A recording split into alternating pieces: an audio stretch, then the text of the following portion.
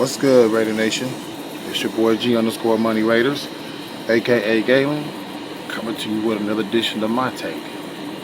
I know it's been a minute since I've been on and done a video, but I'm gonna give y'all my reasons behind that, and it's strictly basically due to the fact of past teams, past people talking about things and how the team is gonna be. So I kind of wanted to wait this time until they played the Chiefs, just to see where this, to really like gauge where this team is. So, as you all know, I'll always bring it to y'all straight laced with no chase.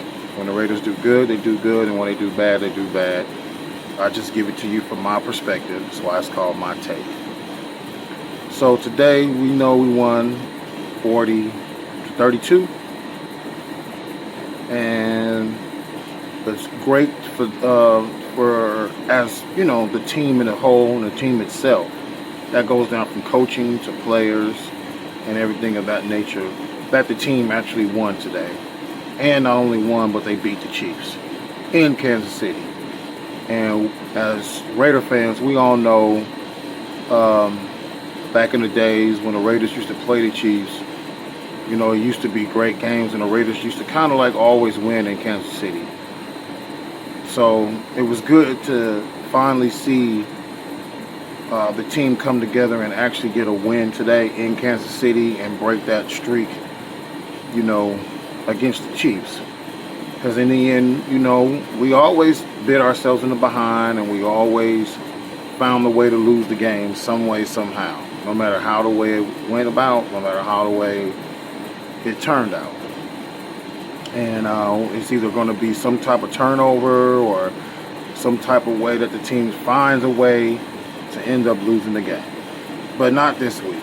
This week, Derek Carr did throw an interception, but today it looked like he was more determined to chalk that interception of him overthrowing Waller and say to himself, I'm still going to come back and I'm going to make this a game, and I want to beat this team. And this, to me, today was the first time in his career, to me, that he looked like he wanted to really beat this team. By his play is what I mean. Not by his demeanor on the sideline, more so by his play. And it was evident today that they did that.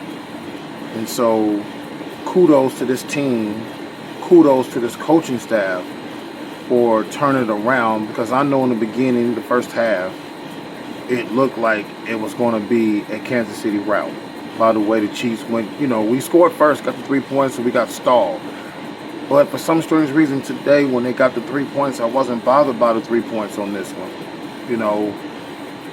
It looked like they were able to just drive down the field and got themselves in field goal range. And even though Kansas City came back and scored, it still was like, okay, that's Kansas City. Majority of the way they scored was by end arounds. And, a little bit of Kelce killing us. But Kelce is Kelce. He's going to get what he wants, and he's going to get, his catches and his yards. But for the most part, they minimized Kelce in this game. So, with that being said, the game to me and the game itself turned out great, because going in, when the Chiefs went up 14-3, I just wanted the Raiders to score 7 to get in and back in the game. And with that bomb to Nelson Agholor, that was like pure old school Raiders back in the day style of saying, hey, we're going to attack your secondary. You're not going to no longer play to the factor of we're going to just be dinking and dunking. So that made it 14-10, and I was really, really excited, because from that point I knew that the team was really there and ready to play and come back and, make a game of the whole situation. So just to go over the reasoning also of why it took me so long to do a video for you guys, because like I said, I wanted to wait until we played the Chiefs because I really wanted to see how the way engage after 5 games. I don't know about y'all, but I'm getting sick and tired of watching. I know we didn't have mini camps and OTAs and a training camp this year and no preseason games, and I get it. But every year we're hearing how all the defense looks this way. These guys are fast and they're running around and they're making plays in practice. And I get that it's practice. Practice. So, but the way the D started off in Carolina was decent to me because you didn't have any preseason games to kind of like go off and use like you normally would have. You would normally have 4 preseason games when you can kind of like get your defense squared away, see who's doing what. So in the first game, I kind of gave them a mulligan. The second game when they played against the Saints, I was a little nervous because, you know, the Saints are a scoring team. But if you looked at that game and really paid attention to that game, the defense may have given up the points, but the defense relatively kept Drew Brees in check. Now, the game against the Patriots, that game was really, if you really stop and you think about it, was like more so closer than what the score indicates because the team had a lot of mistakes, meaning fumbles. And that game was the first game to me where I felt like, wow, I kind of wish we had another receiver because I know we're using 2 rookie receivers. But then I thought about it. I was like, hey, where's Nelson Aguilar and where is Zay Jones? You know, as far as everything goes and how the team was playing. And to me, John Gruden and them didn't really implement enough of Zay Jones or Nelson Aguilar. Even though Nelson Aguilar did have a pretty relatively decent game, but not big enough to me.